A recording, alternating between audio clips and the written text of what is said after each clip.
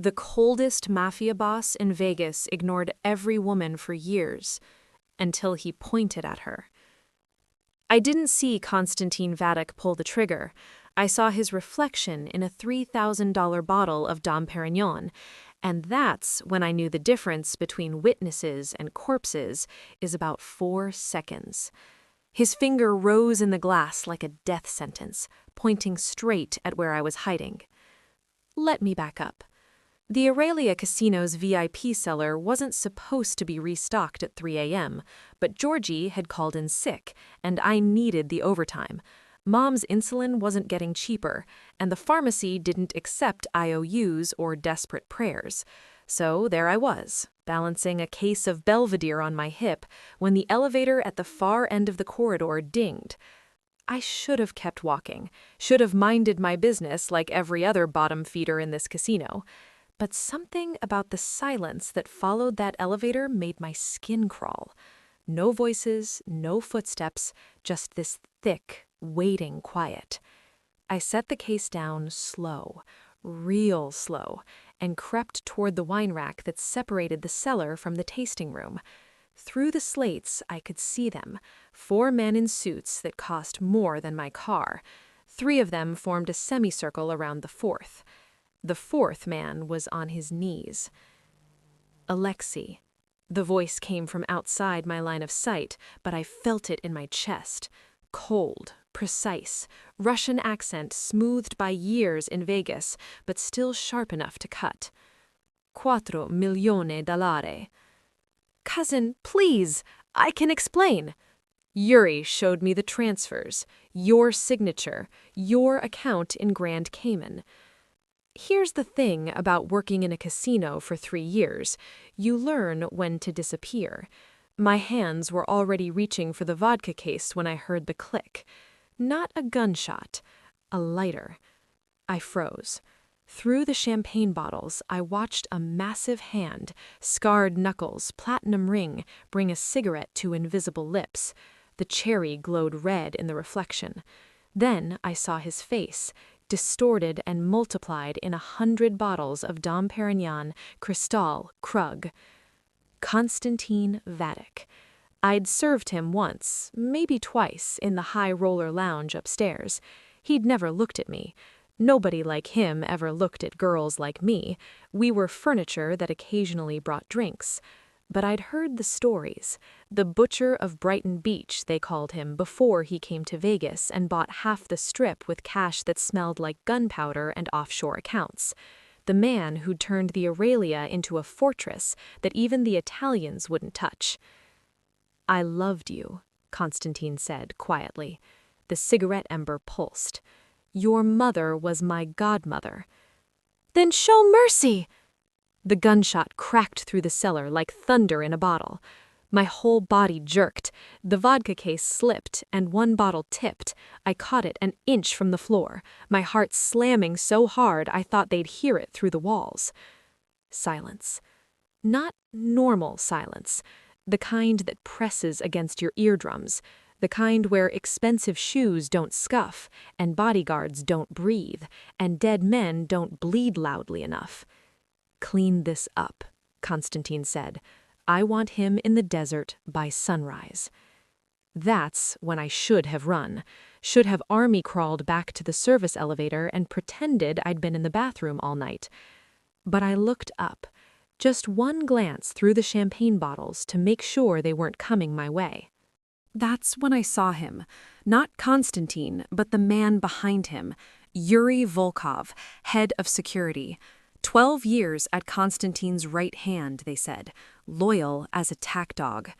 Except Yuri's eyes weren't on the body. They were on Konstantin's back, and his hand rested on his Glock with fingers that were too relaxed, too ready. And tucked into his belt, barely visible under his suit jacket, was a phone displaying a banking app. I saw the numbers, $4 million, minus the comma, before he shifted his weight and the screen went dark. My breath caught. The champagne bottle directly in front of me chose that exact moment to catch the overhead light. My reflection bloomed in the glass like a ghost. Dark ponytail, pale face, eyes too wide. Konstantin's head turned, not toward me, toward the bottle. His eyes, ice gray, the color of dirty snow in February, locked on my reflection. We stared at each other through $3,000 worth of Dom Pérignon, and I watched his hand rise in the distorted glass. One finger, pointing directly at me. Her, he said, bring her to me. The bodyguard's footsteps were so heavy they made the bottles rattle. I didn't run, couldn't. My legs had turned to cement somewhere between the pointing finger and the realization that I wasn't leaving the cellar the same way I'd entered it, if I left it at all. By sunrise, I'd learned the difference between being caught and being claimed. And in Konstantin Vadik's world, only one of those gave you a chance at seeing tomorrow. The bodyguard didn't grab me. He waited, 3 feet back, like I might explode. That should have been my first clue that whatever came next wasn't going to follow normal rules. They walked me past Alexei's body without a word. I kept my eyes on the floor, but I still saw the blood pooling under the wine rack, creeping toward a case of 1990 Chateau Margaux, $12,000 a bottle, ruined. Somehow, that detail stuck while everything else blurred. The service elevator, the sub-basement garage, the fleet of matte black Cadillac Escalades with windows tinted so dark they looked like they absorbed light.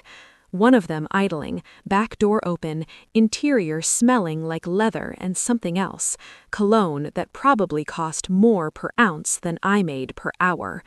Konstantin was already inside. "Get in," he said without looking at me.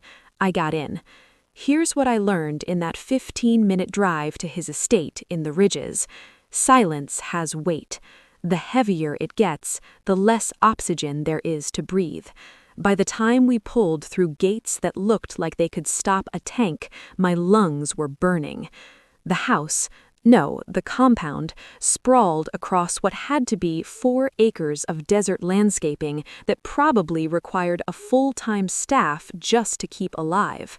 3 stories of glass and steel, and money so old it didn't need to show off. Except it did anyway, because men like Konstantin Vadik didn't get to the top by blending in. Inside, the air conditioning hit like walking into a walk-in freezer. 72 degrees exactly. I could see my breath. Or maybe that was just fear. Konstantin led me through a foyer with marble floors, calicotta gold, the kind I'd only seen in design magazines at the dentist's office, past a living room with furniture that looked like it had never been sat on, and into an elevator. Private elevator, because, of course, the penthouse office smelled like expensive cigarettes and that cologne, Tom Ford I'd learn later, $485 an ounce. He gestured to a leather chair across from his desk. I sat. Blood from whoever's it was on my uniform, Alexei's probably, stuck the fabric to my skin. I was shaking so hard my teeth rattled. Konstantin settled behind his desk, lit another cigarette, and studied me like I was a column of numbers that didn't add up. "Name," he said. "Indy Vaughn. How long have you worked at the Aurelia?" 3 years, 2 months. "You know who I am." It wasn't a question, but I answered anyway. "Yes." He took a drag, exhaled smoke toward the floor-to-ceiling windows overlooking the Strip. At 4 a.m., Vegas still glittered like a jewelry box someone had kicked over. "Then you understand the position you're in," he said. "You witnessed a business transaction. That makes you a liability." My hands shook so hard I had to grip the armrests. "I didn't see anything." "You saw everything." His eyes, that ice gray that didn't warm even under the desk lamp, pinned me to the chair. "You saw me execute a thief. You saw where. You saw who helped dispose of the body. In 48 hours, you could be sitting in an FBI field office, turning my entire operation into headlines." "I wouldn't." "Everyone talks eventually. He tapped ash into a crystal tray. The question is whether they talk before or after I give them a reason not to. The room tilted. I thought about Mom alone in our apartment in Henderson, waiting for me to come home with the overtime pay that would cover her next 3 insulin refills. I thought about the pharmacy's automated reminder, prescription ready for pickup, $847.32. Here's what's going to happen, Konstantin continued. You're going to stay here. You're going to be seen with me. Restaurants, the casino, public enough that people notice.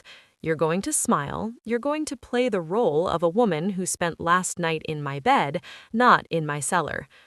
You want me to be your alibi. I want you to be proof that I was nowhere near the Aurelia between 2 and 4 a.m. He leaned forward. In exchange, you'll be compensated. $20,000 a month. Your mother's medical expenses covered in full. Penthouse suite, security. $20,000. That was more than I made in 8 months slinging cocktails. And if I say no? His smile didn't reach his eyes. Your mother's insulin gets very expensive very quickly. GoodRx stops working. Insurance finds errors in her claims. Within 48 hours, she's rationing doses. The cigarette smoke curled between us like a living thing. That's not a choice, I whispered. No, he agreed. It's not. A knock at the door. Yuri Volkov stepped in without waiting for permission, and I felt my spine go rigid. Boss, the cleaners are asking about the security footage from the cellar. Already handled. Anything else? Yuri's eyes flicked to me, then back to Konstantin. Just confirming tomorrow's meeting with the Italians. Noon at the Aurelia, High Roller Room 3. Fine, leave us. But Yuri hesitated, just half a second, his hand resting on the doorframe, his jaw working like he was chewing words he couldn't spit out. Then he nodded and left. I watched the door close, watched Konstantin's attention return to the documents on his desk, and I made a decision that was probably going to get me killed. Your head of security is stealing from you. The temperature in the room dropped 10 degrees. Konstantin's hand stopped halfway to the cigarette. What did you say? Yuri Volkov, he's the one who skimmed the $4 million. My voice didn't shake anymore. Adrenaline had burned through the fear and left something harder behind. You saw his phone in the cellar, banking app, $4 million in an account that wasn't your cousin's. He set Alexei up. Silence. Then Konstantin stood, walked around the desk and crouched in front of my chair. Close enough that I could see the flecks of darker gray in his irises, the scar along his jawline that makeup couldn't quite hide. You saw this while you were hiding behind champagne bottles, while watching my cousin die. Yes, and you're telling me now because you just threatened my mother's life to buy my silence, and I need you to know I'm worth more than $20,000 a month. I held his stare even though every instinct screamed to look away. You've got a traitor in your inner circle. I can identify him. That makes me the only person in this room you can trust right now. Something shifted in his eyes. Not warmth. Nothing about Konstantin Vadik would ever be warm. But the predator calculation changed, recalibrated. He stood, returned to his desk, and picked up his phone. Anatoly, he said in Russian, I need deep background on every transaction Yuri has touched in the last 6 months. Every account, every transfer, every casino cage withdrawal. You have 12 hours.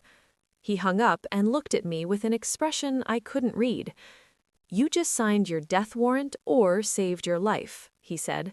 We'll know which by morning. But the way he was looking at me now, like I was a chess piece he'd just realized could move in directions he hadn't anticipated, told me I'd already changed the game. The penthouse suite Konstantin assigned me was 3 floors below his office, and probably worth more than every apartment I'd ever lived in combined.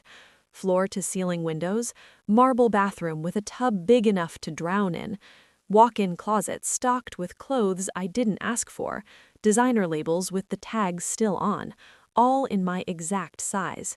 Someone had been paying attention, and that thought made my skin crawl. I didn't sleep. At 6 a.m., a knock. Not Konstantin, a woman in her 50s with steel gray hair and eyes that had seen things that would make normal people quit. "I'm Galina," she said in accented English. "I manage the household staff. Mr. Vadik requests you join him for breakfast at 7. These are for you." She handed me a garment bag and a box. Inside the bag, a cream silk blouse and tailored black pants that probably cost what I made in a month. Inside the box, lingerie so delicate I was afraid to touch, and a note in sharp handwriting. "Burn the uniform. K." I wanted to throw it all in his face. Instead, I showered until the water ran cold, scrubbing Alexi's blood from under my fingernails, and put on the clothes that fit like they'd been made for me, because they probably had been. Breakfast was served on a terrace I hadn't known existed, glass enclosed, temperature controlled, overlooking the entire Vegas Valley as the sun bled pink across the mountains. Konstantin sat at a wrought iron table reading the Wall Street Journal like he hadn't executed a man 8 hours ago. He looked up when I approached. His eyes tracked from my face to the blouse to the way the pants fit, and something in his expression shifted. Approval, maybe, or satisfaction at a problem solved. "Sit," he said. I sat.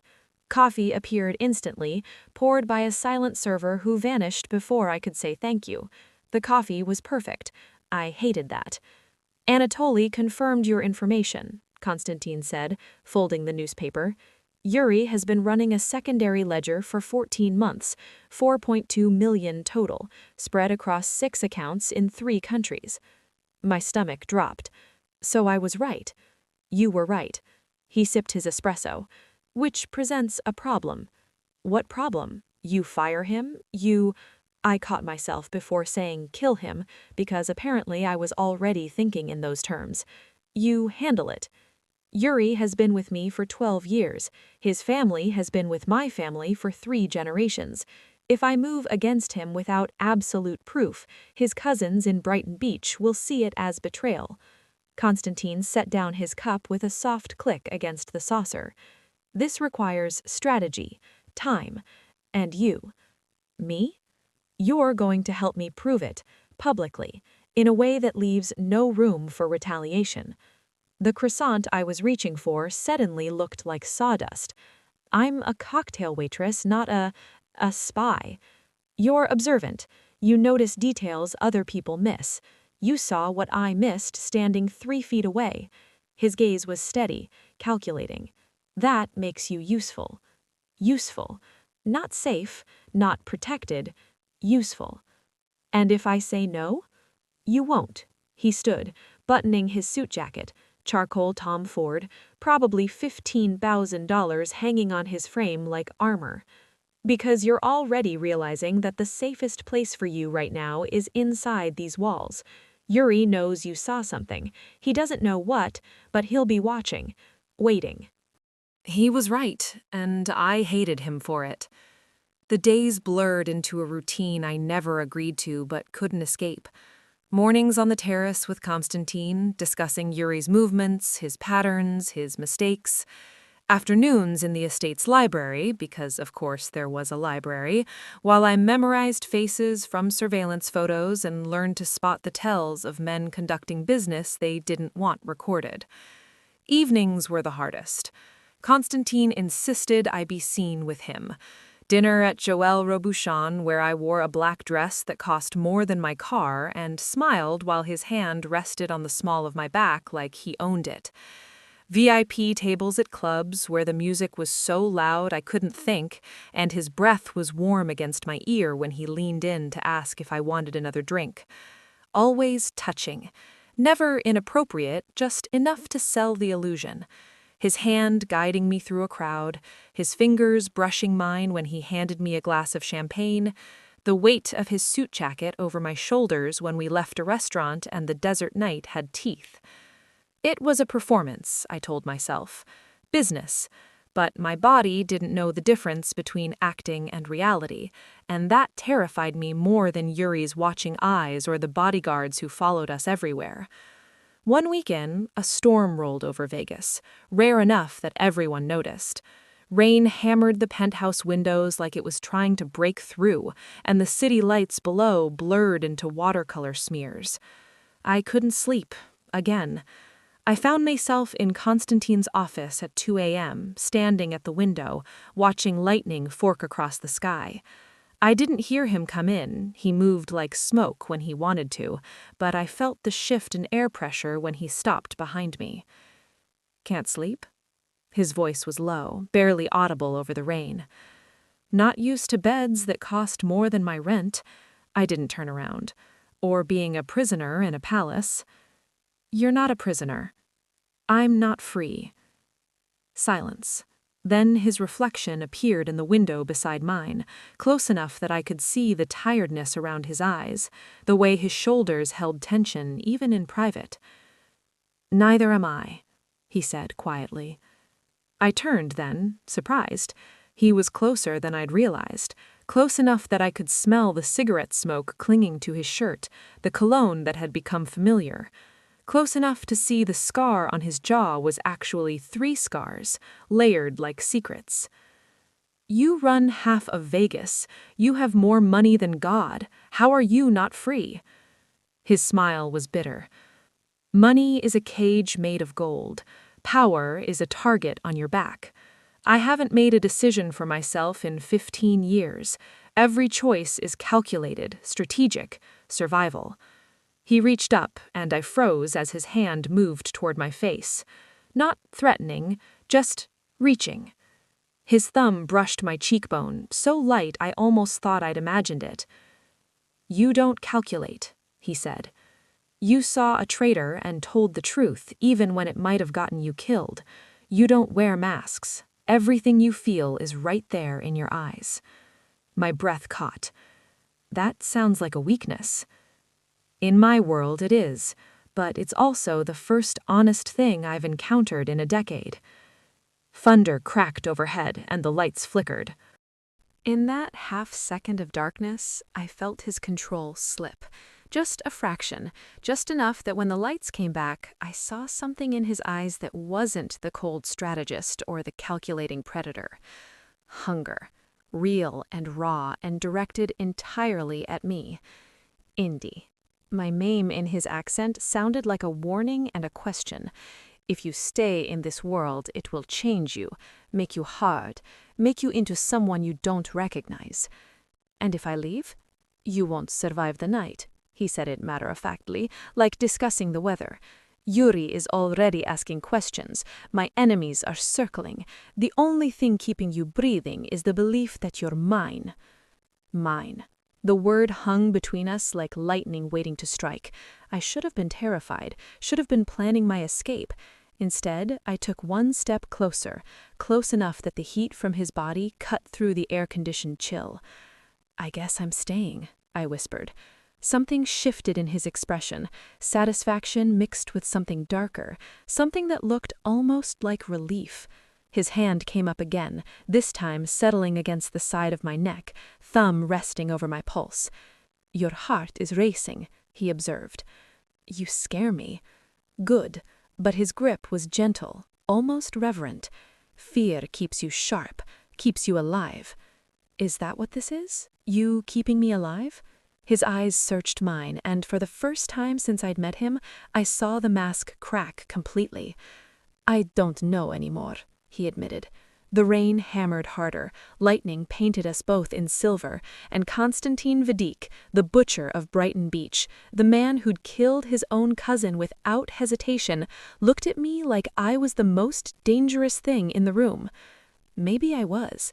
Because in that moment, I realized I wasn't just surviving inside his walls. I was starting to understand them, and that terrified me more than anything else.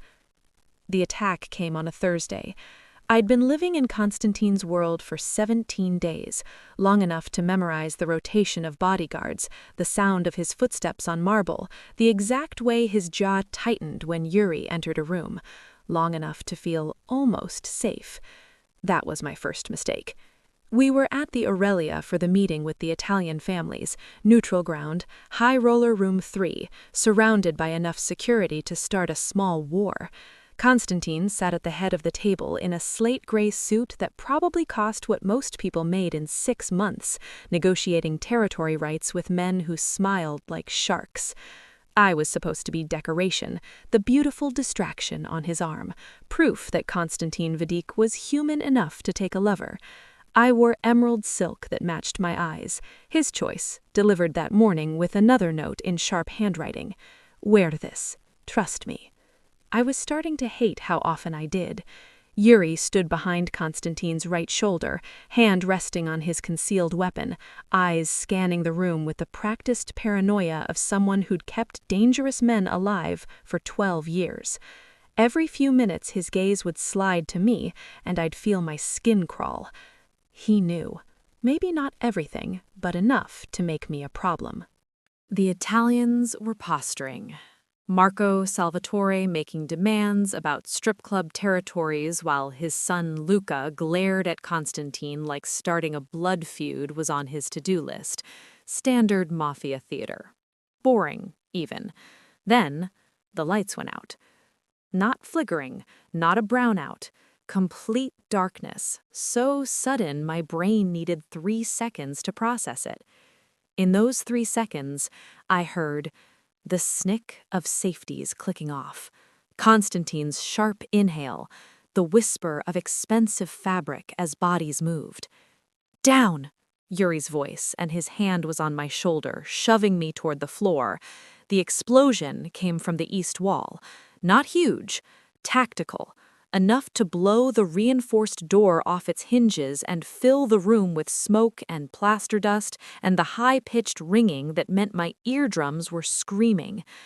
I hit the carpet hard, Konstantin's body covering me before I could breathe. He was heavier than he looked, all muscle and controlled violence, and his hand was on the back of my neck, pressing my face into the floor. "Don't move," he growled in Russian. Then louder, "Anatoly, north exit." Gunfire. Close enough I felt the percussion in my chest. The emergency lights kicked in, dim red glow that turned everything into a nightmare painting. Through the smoke I saw shapes moving. Not Konstantin's men. Wrong silhouettes, wrong movements. Someone was screaming. One of the Italians, maybe, or a server who'd been in the wrong place. Konstantin rolled off me, and suddenly there was a gun in his hand, a Beretta 92. I'd learned weapons by osmosis in the past 2 weeks, and he was returning fire with the calm precision of someone doing basic arithmetic. "Indy," his voice cut through the chaos. "The north exit, behind the bar, now." I started crawling, glass cutting into my palms, the emerald silk already ruined with blood and plaster dust. Made it 3 feet before I saw him. Yuri, standing in the doorway with his weapon drawn, but not moving, just watching as masked men poured into the room, and his eyes tracked Konstantin with the focus of a hunting scope. Waiting. Everything I'd learned in 17 days crystallized into one terrible understanding. This wasn't a rival family attack. This was an execution. And Yuri had opened the door. "Konstantin!" I screamed. "Behind you!" He turned, saw Yuri's weapon rising, and I watched calculation flash across his face. 12 years of loyalty versus 1 cocktail waitress's word, the impossible math of betrayal. Yuri fired. But Konstantin was already moving, already reading the angle, and the bullet that should have taken his skull punched through his left shoulder instead. He went down hard, blood spreading across gray fabric like spilled wine. The room erupted. Konstantin's men realized the threat was internal. Yuri's allies, because of course he had allies, you didn't steal 4 million alone, revealed themselves. The Italians scattered like rats, wanting no part of a Russian civil war. and I was frozen on the floor, watching Konstantin try to stand with blood pouring from his shoulder, watching Yuri advance with that Glock steady, and a smile that said he'd been waiting years for this moment. 12 years, Yuri said in Russian. 12 years I stood behind you, watched you build an empire on my family's bones. You think you're untouchable, Kostya? Konstantin coughed, tasted blood. I treated you like a brother. You treated me like a dog. Yuri kicked the Beretta from Konstantin's weak hand. And this bitch saw too much, so she dies with you. Loose ends. He turned the gun toward me. Here's the thing about growing up poor in Henderson with a diabetic mother and no father.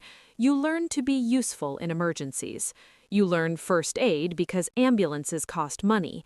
You learn pressure points and tourniquets and how to keep someone alive when professional help is 20 minutes away. I learned all of that before I learned to drive. So when Yuri's attention shifted to me for half a second, I moved. Not away. Toward Konstantin. My hands found his wound, entry point high on the left shoulder, no exit wound, which meant the bullet was still in there and he was bleeding internally. His face was going pale, shock setting in, and I ripped the bottom half of my dress without thinking. Indy, run, he started. Shut up. I wadded the silk against the wound, pressed down hard enough to make him gasp. You need a hospital, now. Touching, Yuri said. Die together, then. The gunshot was deafening at close range, but it didn't come from Yuri's weapon. He dropped, a hole blooming in his chest, and behind him stood Anatoly, Konstantin's finance man, mild-mannered accountant who apparently kept a .45 in his briefcase for exactly this kind of situation. Boss, Anatoly's voice was steady. We need to move. Building's not secure. I looked at Konstantin.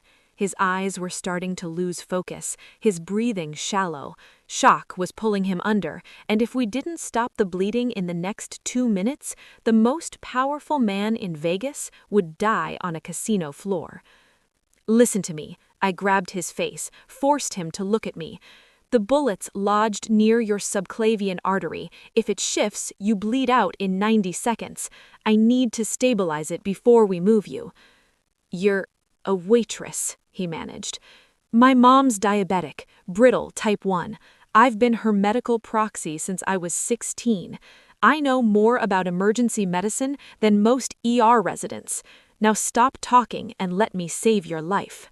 His laugh was wet, painful. Bossy. You're in shock. Anatoly, I need your jacket. And someone get me a saline IV from the high roller medical kit. They keep them behind the cage. For 3 seconds, nobody moved. A cocktail waitress giving orders to mafia soldiers. Then Konstantin's voice, weak but absolute. Do what she says. They moved like lightning. I worked fast, pressure dressing, tourniquet, elevated positioning to slow the bleeding. Around us, Konstantin's men were cleaning up, Yuri's allies dead or detained, the Italians gone, the casino floor a war zone of bodies and broken glass. We've got incoming, someone shouted. Metro Police, 3 minutes out. Service elevator, I said, not looking up from Konstantin's wound. Basement garage. We can get him to University Medical in 8 minutes if we move now. Anatoly stared at me. You're giving tactical orders? She's keeping me alive, Konstantin said. His hand found mine, bloody, trembling, but his grip was iron, which makes her in charge until I'm not bleeding. They got him on a stretcher. I climbed in the SUV beside him, maintaining pressure on the wound, while Anatoly drove like he was trying to break the sound barrier. Konstantin's eyes stayed on my face the whole time, like I was the only thing anchoring him to consciousness. You should have run, he said quietly. You would have died. I've been dying for years, slowly. This would have been faster. I pressed harder on the wound, felt his blood hot between my fingers. Well, I didn't watch you execute your cousin and become your fake girlfriend and learn your entire operation just to let you bleed out in front of me, so shut up and stay conscious." His smile was sharp-edged, dangerous. There she is, the woman with no masks. We hit the ER entrance doing 60. Doctors swarmed, and I gave them the rundown in medical terminology I shouldn't have known: caliber, trajectory, estimated blood loss, vitals. They looked at me like I'd grown a second head, then looked at Konstantin, surrounded by armed men, and wisely asked no questions. Before they took him into surgery, Konstantin grabbed the front of my ruined dress, pulled me down close enough to smell the copper tang of his blood mixed with that expensive cologne. "You saved my life," he said. "I know. You left the fortune. You're mine now. Truly mine." His eyes were fever bright, pupils blown from shock and adrenaline. "Not because of your mother, not because you witnessed something, because I will burn this entire city before I let anyone touch what belongs to me." "I don't belong to anyone." "You do now." He pulled me closer, his lips brushing my ear. "And when I find everyone who helped Yuri, I'm going to make them regret they were ever born. You're going to watch. You're going to see what I am, and then you're going to decide if you can live inside these walls knowing the monster you saved." They wheeled him away before I could answer. I stood in the ER hallway, covered in his blood, wearing the ruins of a dress that cost more than my car, and realized I'd already made that decision. Somewhere between the explosion and the tourniquet, between fear and fury, I'd stopped being Indy Vaughn, the cocktail waitress, and become something else entirely. Something that belonged in his world. And God help me, I wasn't sure I wanted to leave. Konstantin was out of surgery in 4 hours. The bullet had missed the subclavian artery by 3 millimeters, close enough that the surgeon told me in hushed tones reserved for miracles and lottery winners that my field dressing had saved his life. Without the tourniquet, he would have bled out before the ambulance arrived. I sat in the private recovery room, because of course Konstantin Vadik got a private wing with armed guards and doctors who signed NDAs, and watched him sleep off the anesthesia. His face was softer in unconsciousness, younger, almost vulnerable. Almost. Even drugged and bandaged, he looked like a man who'd killed people and slept fine afterward. "You should rest," Anatoly said from the doorway. He'd been there for 6 hours straight, coordinating cleanup, managing the fallout, making witnesses disappear into envelopes of cash and convenient memory loss. "You have rooms arranged at the estate." "I'm fine here. Miss Vaughn. Indy." I didn't look away from Konstantin. "And I'm staying until he wakes up." Anatoly studied me for a long moment. Then he did something that made my breath catch. He bowed, just slightly, just enough. "As you wish, Miss Indy." He left. I sat with that bow, with what it meant, until Konstantin's eyes opened at 3 a.m. and found me immediately. "You're still here," he said, voice rough from intubation. "Where else would I be?" His laugh turned into a cough. I was there with water before he could ask, and his hand caught my wrist, thumb pressing against my pulse point like he was counting heartbeats. "We have work to do." "You were shot 4 hours ago." "And you kept me alive so I could finish this." His eyes were clear now, sharp, the drugs burning off faster than they should have. "Yuri's allies are still breathing. That ends today. Today you're recovering. Today I'm showing Vegas what happens when you betray me. And you're going to watch when I do it." By noon, Konstantin was dressed in a black suit that hid the shoulder bandaging, moving like he hadn't been shot at all. I knew better. I could see the tightness around his eyes, the careful way he held his left arm, but to everyone else, he was untouchable, immortal. The meeting was called at the Aurelia's Grand Ballroom, not the high roller rooms, not the private offices. Public space, visible, a message written in architecture and armed guards. Every family in Vegas got the invitation, the Italians, the Irish, the local crews who thought they had power, and Yuri's remaining loyalists, dragged from their hiding places by men who didn't ask nicely. I wore black, Konstantin's choice again, delivered with a note. Queens wear crowns, but empresses wear silence. Trust me. The dress was Alexander McQueen, probably $30,000 of tailored armor. It fit like a second skin and made me look like I'd been born to stand next to monsters. Maybe I had been. Galina did my makeup, severe, elegant, the kind of face that didn't smile because it didn't need to. My hair pulled back so tight it hurt. Diamond earrings that cost more than my mother's house. When I looked in the mirror, I didn't recognize myself. Perfect, Konstantin said from behind me. He'd entered without sound, and his reflection joined mine in the glass. You look like you could order someone's death without raising your voice. Is that a compliment in your world? It's the highest one. His hand settled on my waist, and I felt the heat through the dress. Today, Vegas learns who you are, what you mean to me. After this, there's no going back to cocktails and overtime shifts. I met his eyes in the mirror. I think we passed that point when I watched you execute your cousin. No, his grip tightened. We passed it when you saved my life instead of running. Everything before was survival. This is choice. He was right, and I hated him for it. Loved him for it. Both. Neither. The line was too blurred to see anymore. The ballroom was silent when we entered.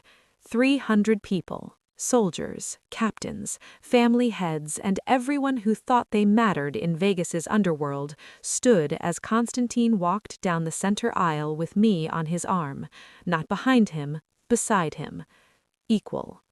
The message was written in our positioning, and I watched it land on face after face. Shock, calculation, fear.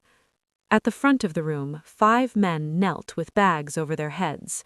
Yuri's inner circle, the ones who'd survived the casino firefight, the ones who'd helped him steal $4 million and plan Konstantin's execution. Konstantin released my arm and walked to the makeshift stage. I stayed 2 steps behind, exactly where an empress would stand while her emperor delivered judgment. Most of you know what happened 3 days ago, Konstantin said, his voice carried without strain, no microphone needed. My head of security, a man I trusted for 12 years, orchestrated a coup. He stole from my businesses. He aligned with rivals. He tried to kill me in a room full of witnesses. He paused, let the silence build. He failed because of her. Every eye in the room turned to me. Indy Vaughn saw what I couldn't. She pieced together evidence that my own intelligence network missed. She warned me, and when Yuri pulled the trigger, she saved my life with skills no one knew she had. Konstantin's smile was sharp enough to draw blood. So, before we discuss punishment, we need to discuss a promotion. He gestured, and Anatoly brought forward a velvet box. Inside, a ring. Not an engagement ring, nothing so pedestrian.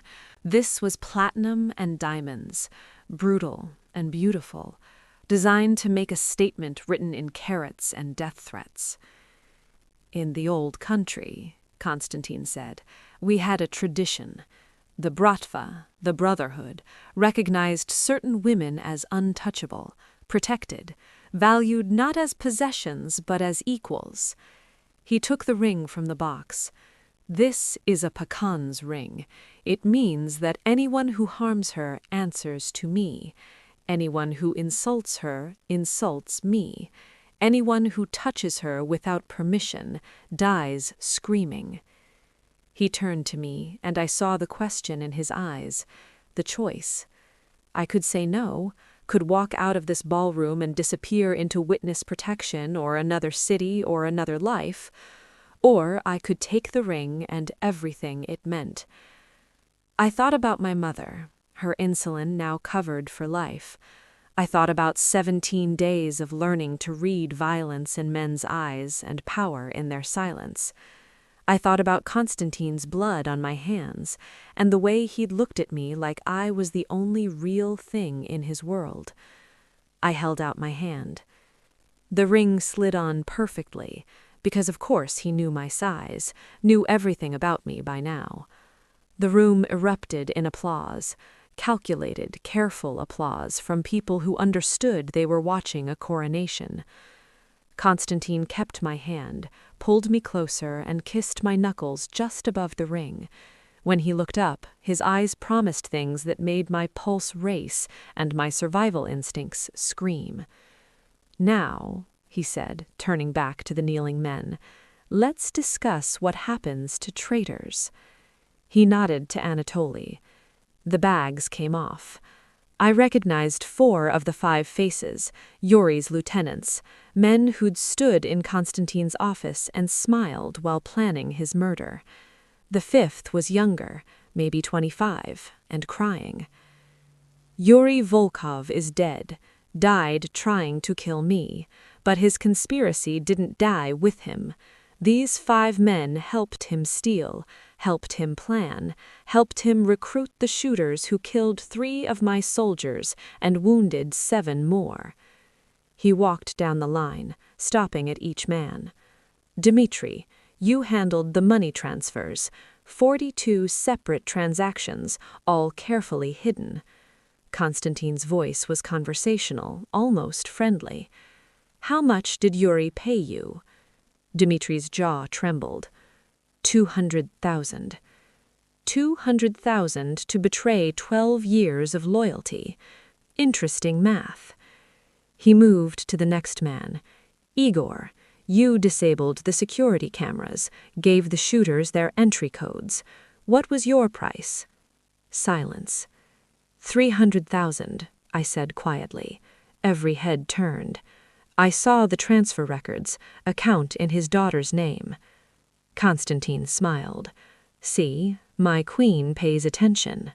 He continued down the line, cataloging betrayals and dollar amounts and broken oaths. The youngest man, the one crying, had been paid 50,000 to drive a getaway car. $50,000 to throw away his life. "Here's what's going to happen," Konstantin said, returning to center stage. "You're going to stand trial. Not a court trial, we don't trust courts. A family trial. Every organization in this room gets to vote on your fate." He gestured to the assembled crowd. "All in favor of execution?" 300 hands rose. Not one person abstained. Konstantin nodded like this was expected. "All in favor of mercy?" Nothing. Just silence and the sound of the youngest man sobbing. "The families have spoken." Konstantin turned to his men. "Take them to the desert. Make it clean. I'm not a barbarian." They were dragged out screaming. I should have looked away, should have felt sick. Instead, I felt the weight of the ring on my finger and understood. This was justice in his world. Brutal, final, absolute. And I was part of it now.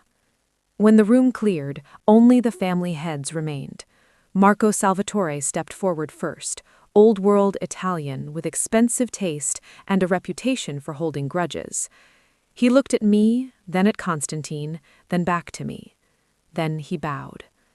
"Miss Vaughn," he said carefully, "the Salvatores recognize your position. You have our respect." One by one, the others followed. Irish, Russian, the local crews, all of them acknowledging what I'd become. Not a victim, not a witness, not even a girlfriend. a power in my own right. Later, in the SUV back to the estate, Konstantin's hand found mine. His thumb traced the ring, the diamonds catching light from the strip. "You know what you've agreed to," he said quietly. "I know. You'll be a target forever. Anyone who wants to hurt me will come for you first." "I know that too." He pulled me closer, careful of his injured shoulder, until my head rested against his chest, and I could hear his heartbeat, steady, strong, alive because of choices I'd made. "Why?" he asked. "Why choose this?" I thought about the question, about my mother's insulin and my ruined uniform, and the moment I'd watched his reflection in a champagne bottle and decided to survive. "Because I'm tired of being powerless. Because you see me as something other than furniture. Because—" I stopped, looked up at him. "Because when I saved your life, I saved my own." His kiss was gentle, reverent, nothing like the man who'd just ordered 5 executions. "Welcome to the Empire, Empress. Let's burn it all down and build it better."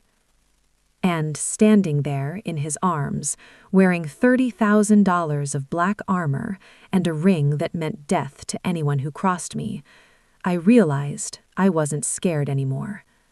I was ready. For the blood, for the power, for whatever came next. Because Indy Vaughn, the cocktail waitress, had died in a wine cellar 17 days ago, and the woman wearing her face was something far more dangerous. 3 months after the ballroom, my mother moved into a penthouse in the residences at Waldorf Astoria. Not because I asked, because Konstantin made one phone call, and suddenly she had a view of the entire strip, a private nurse, and a medical suite that looked like it belonged in a research hospital. Her insulin was delivered monthly in refrigerated cases that probably cost more than our old apartment.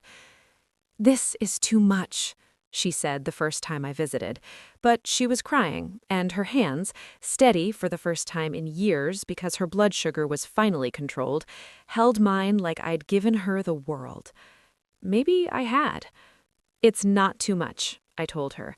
"It's what you deserve."